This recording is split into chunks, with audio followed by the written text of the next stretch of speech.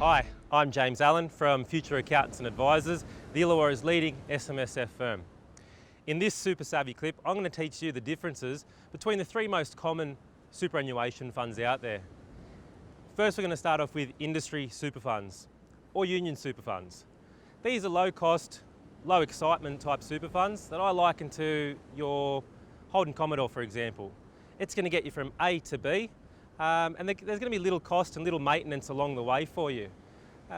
In these type of super funds, you typically buy units in the investments that are offered, which is usually about 1 to 5 different investment options from conservative up to high growth. You're lumped in with the whole group in the industry super fund, and if those units go up or go down with the group, so do your investments. You've got access to some cost-effective insurance policies also at a group level, which means you've got that group insurance, a little bit different to the retail insurance policies out there, which I'll get to in some other videos. The next step along the way is those retail super funds. They're typically owned by your banks and for profit. Retail super funds, I liken it to your Audi A4. Okay, so a bit more sexier than your Holden Commodore, but also a little bit more expensive and a little bit more excitement in terms of what's out there. Okay, so last type of common super fund you're going to see around is a self-managed superannuation fund or a family super fund.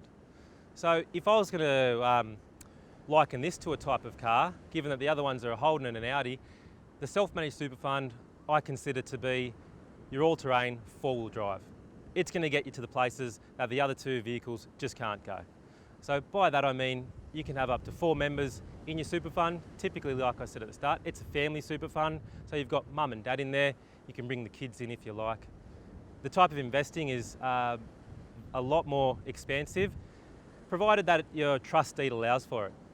So some of the common investments that we see in self-managed super funds is cash, direct bonds, direct equities, direct property, residential and commercial. You can have direct precious metals such as gold bullion. You can also have collectibles in there as well.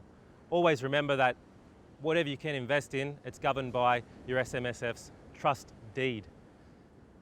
The flexibility given inside a self-managed super fund also is a lot more than your other two funds that I mentioned previously. But to find out if an SMSF is right for you, always talk to your financial advisor or accountant before making that decision. I hope this information's helped you become a bit more super savvy.